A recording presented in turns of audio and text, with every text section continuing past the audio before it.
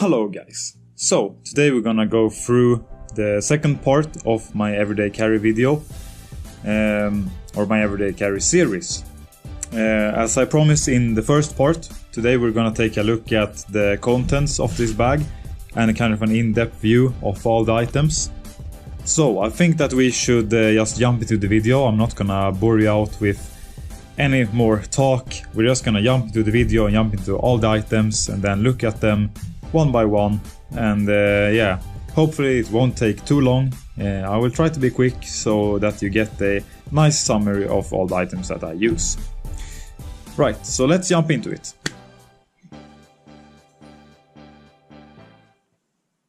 I think we'll start, and we'll start from probably this side and then just go through it all. So up here in the corner I have the towel. This microfiber towel that I have used for my wilderness adventures quite a lot. Yeah, it weighs probably somewhere around 20 grams, so it's nothing for the item that it actually is. A towel is usually something that weighs quite a lot, but this weighs nothing, seeing since the size is not that big either. But it does the job, especially if you just want to wipe off your feet or hands of sweat or something similar, then it is perfect for the job. We can start here with some gloves. These are some medical gloves, the things that the doctors use when they perform surgery and such. They take these on and, you know, like to handle dead people with them and stuff like that. These are sterile, so that, and it's in a closed pack here, so that I won't open these until I actually need them, meaning that more bacteria than needed isn't going to go into the person that I am giving first aid to. Because even infection is important, it can kill you just as easy as blood loss or anything else. Next up we have some safety pins, and it's quite a lot of safety pins. Not that I necessarily need that many, but they come in this sterile well, compartment or whatever, this bag, I guess you could say. So I don't want to open this to just keep this sterile. And with these come bandages, and of course you just fasten them around. This is of course not a sterile bandage, and there is not really any reason for that, but I had a spare bandage that was without a bag, and I thought that I might as well need it, have this in here, just in case I do need it. And I do have a sterile bandage in here as well. This is what I would use first hand. This is what I would use if it's an emergency and I have to handle 2 people. Alternatively, you can wrap half of this on someone and then half of this to keep it in place. That way the sterile part is facing the wound and the non-sterile part is not. So there's less risk for infection there. Right, next up, the next item we're gonna feature here is the emergency cold blanket. This is one of the aluminium blankets that you use when it's very cold. It's an emergency blanket for crisis. Basically what this is reflective foil, so that if you are running out of heat and if it's very, very cold, which it is in the climate that I live in, it can go up to, or go down to rather, negative 40 degrees in Celsius, that is. So I pack one of these in here in case I would happen to go into that kind of scenario where I wouldn't be able to make a fire or anything. Then this is extremely important to have, because if you have one of these around you, it's less risk that you will die of cold or of hypothermia. The next thing we can feature here is some wound cleaners. I have 5 of these in here, and well, these are used for all kinds of stuff, for small things like cuts and stuff like that, to big wounds when say that you get dirt or anything in them, you clean them with water, and then you have a wound cleanser to remove all the bacteria. And then after you have applied this, you apply the sterile bandage. So it's quite important that you have these in here. And the reason for that I have so many in here is because if a person has multiple wounds, I don't want to clean those wounds with one of the same wound cleanser. Because then I might just transfer one type of bacteria to another wound. That's not very good. So I keep a lot of them in here. And for those smaller wounds, I have some plasters in here. Quite a lot of them, because this is one of the more common items that I use during my everyday adventures at school and such, where people cut themselves and... well, that didn't sound so good. Let me rephrase that. People handle a multi-tool, for example, with bad care, and they get a wound. Then it's nice to have a plaster to apply to that. These are also sterile, of course, as most plasters are. Yeah, I mean, if it's a small wound and you only need a plaster, it's probably not going to get too infected, so don't need to worry about that too much, as long as you keep it clean and nice. But that's pretty much the reason I keep plasters in there, for those smaller wounds and for everyday use. And also feature back here is that I have 2 strings of paracord, one green and one black. The reason for this is because I had some green and I had some black, and I can't be asked to order more green or more black, so now I got green and black. Yeah, I mean, it's just paracord. Paracord is nice. Right. Something that I didn't mention here is just a condom. For all the survivalists and preppers, we always know that condom is very nice. Yeah, I mean, you can carry water in it. I don't know what else to say. It's nice to have a condom, okay? Be safe, yes. Next we can look at some plastic bags that I actually keep in here. I use 2 of them in here. These are not for a specific survival purpose, even though they can be used for carrying water. But what I actually use these for is to store some of my other medical equipment to have easy access. And I just put them in these plastic bags for easy access and easy use. Right, so moving on, we have some, these are some cotton kind of tablets, I guess you could say. These are also kind of made for wound treatment. These are not sterile, but that's because these are supposed to be handled with this sterilization liquid, you could say. It's a bacterial killing liquid. And you put the liquid on this, and then you clean a wound with it. And that way it will keep clean. That's why these do not need to be sterile, because they become sterile from this anyway. So that's nice. And I keep a bunch of them in here in case I need to treat a bunch of wounds. That's very nice. There are 2 things that I'm gonna mention more that is kind of medical. And it is about these 2 tubes. One is painkiller and the other is a rehydrator. I keep 10 painkillers in here and I keep 12 rehydrators. Yeah, I mean, mostly what I use is the painkillers. Mostly because people that I know usually get headaches. And it can be nice if you have something to offer them. And this kind of cheap as well, so I mean, it's just something nice to have in there for yourself if you were to have a headache, or for other people if they were to have a headache. So yeah, keep some painkillers. It's always nice, and it's nice to offer people as well. Relations are also as important as gear, You want people to trust you. It's very nice. It's very good. The rehydrators I keep in here for safety reasons. You don't want to become dehydrated during a survival situation, because water is something that is quite important. As you know, you can only go 3 days without water, and even after half a day of not drinking, you will probably feel a bit thirsty. So if you go, let's say 1.5 or 2 days without water, or you put a lot of physical activity into your day, you'll probably need to use one of these if you do not drink enough water.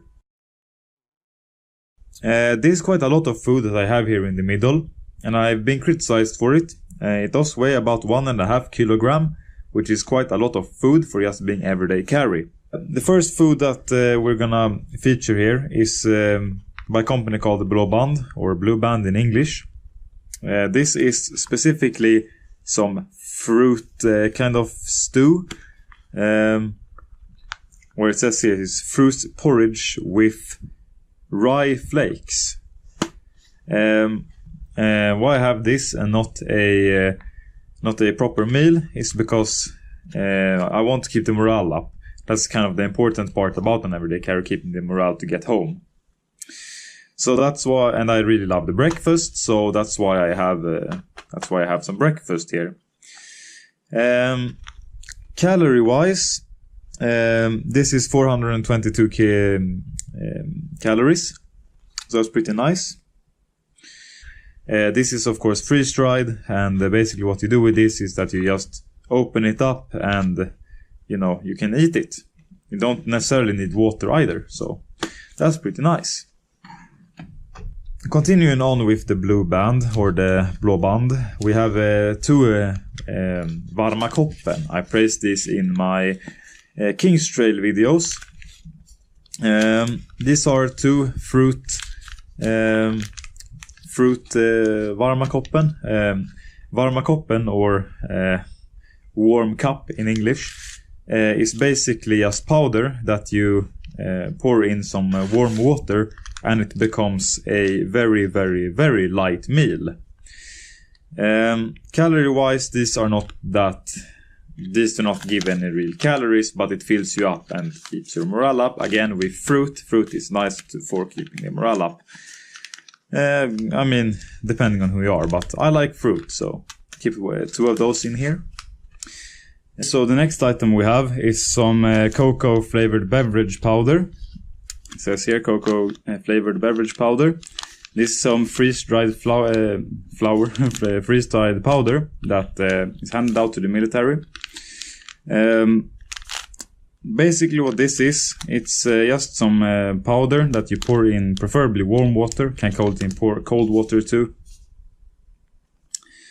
But basically what you do with this is pretty much sugar, and it has cocoa flavor. Pour this in some water and it will keep your energy up. This weighs maybe 50 grams or so. Not great calorie wise either, but it gives quite a lot of energy, so that's nice. Continuing on with the same theme, I also have some isotonic drinking powder. This is to give you energy again. This weighs even less than the cocoa flavored. Again, the calorie is not that great, but it does give you the energy that you need. And again, with the Blue Band breakfast and having something to give you actual energy, it will keep me going for quite some time with energy. Moreover, continuing on with the Orifo, that's the company that makes these kind of bags.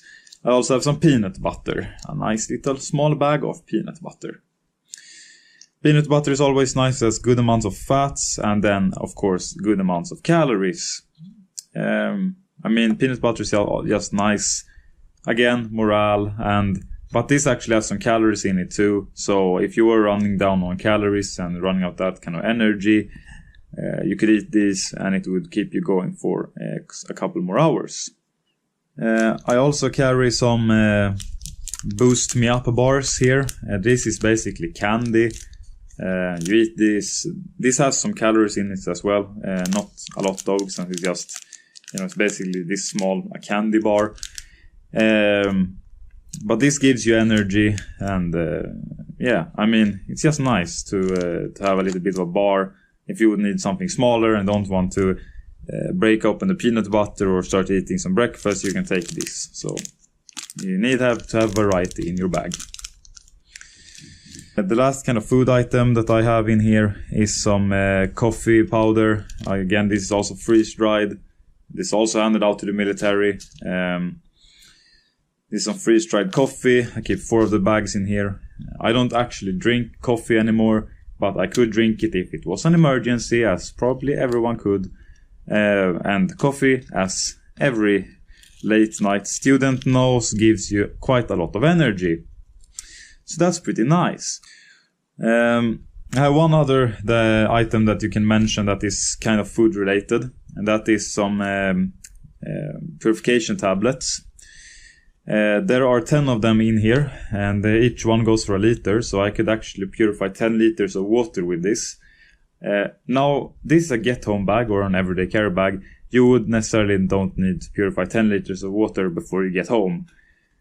But it's nice to have anyway, and they are very small, they weigh nothing, and they take no space, so why not have them in here? So keep some of those in there as well.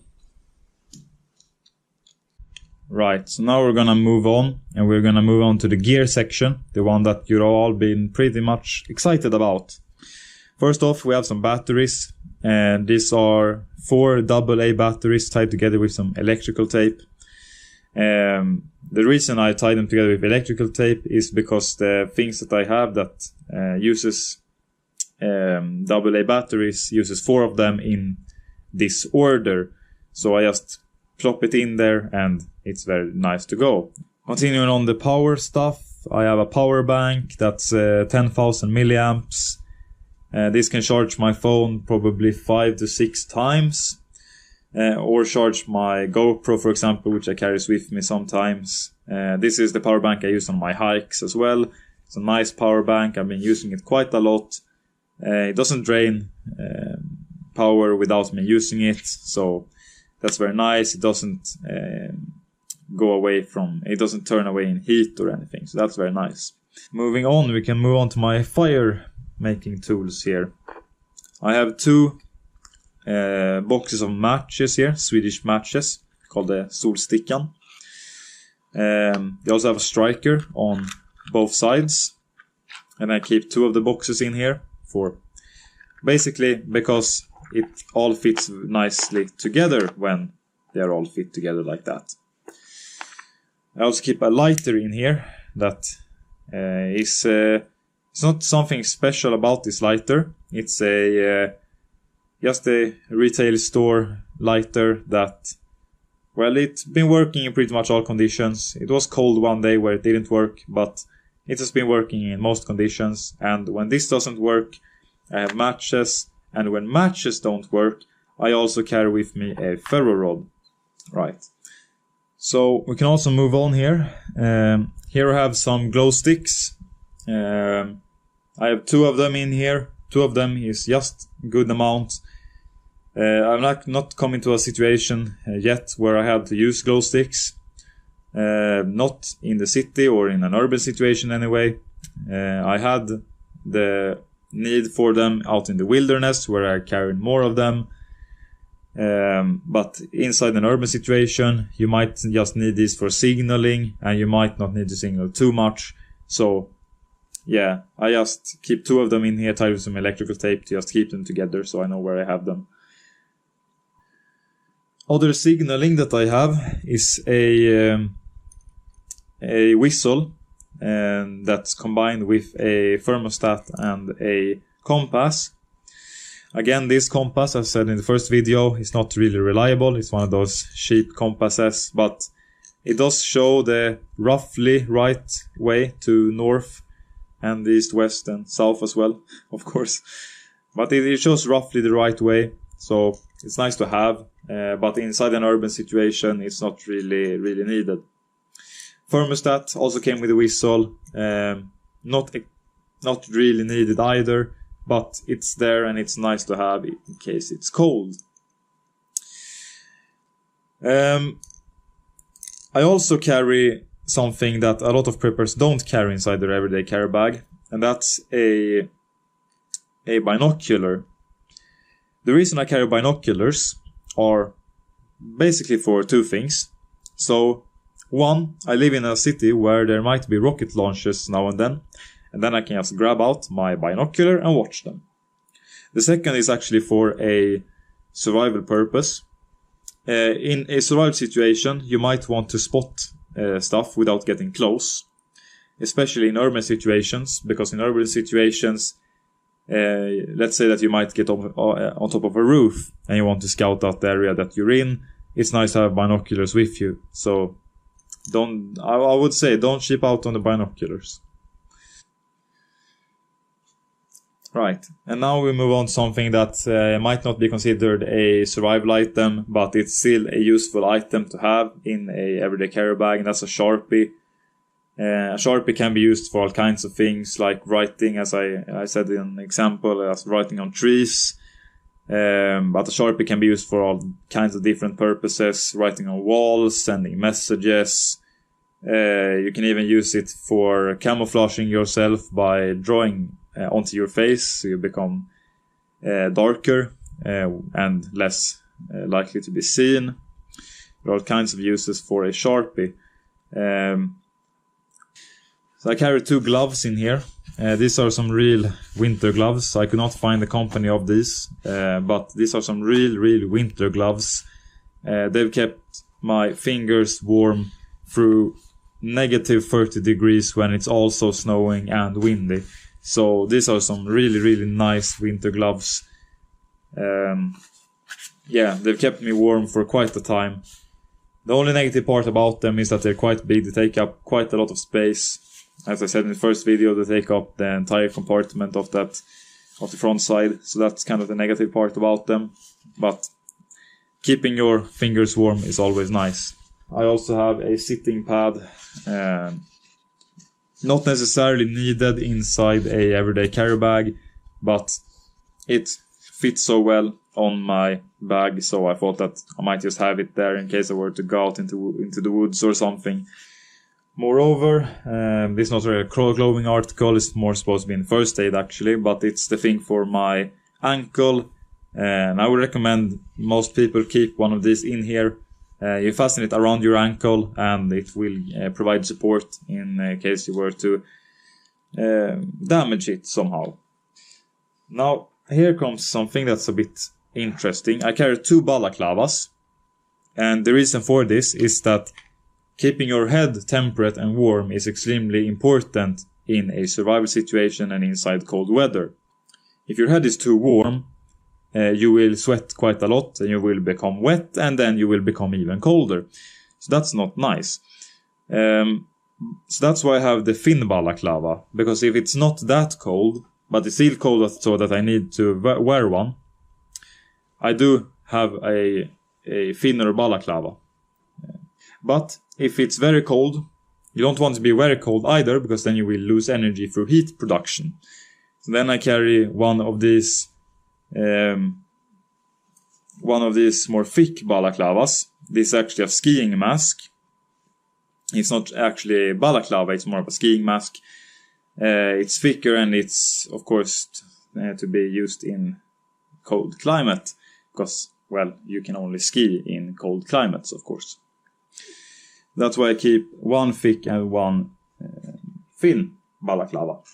Okay, so we have a couple of more items to go here. One thing that I know that everyone enjoys is talking about a multi-tool. So this is my multi-tool. It's made by the company SOG. It says here, yeah, SOG. This, well, I mean, it's a multi-tool. There's nothing really more to say about it, but it features stuff like a scissor, a knife, some other weird stuff, can opener, file, saw blade, screwdriver, some kind of stabby thing. Yeah, I mean, crowbar, small crowbar.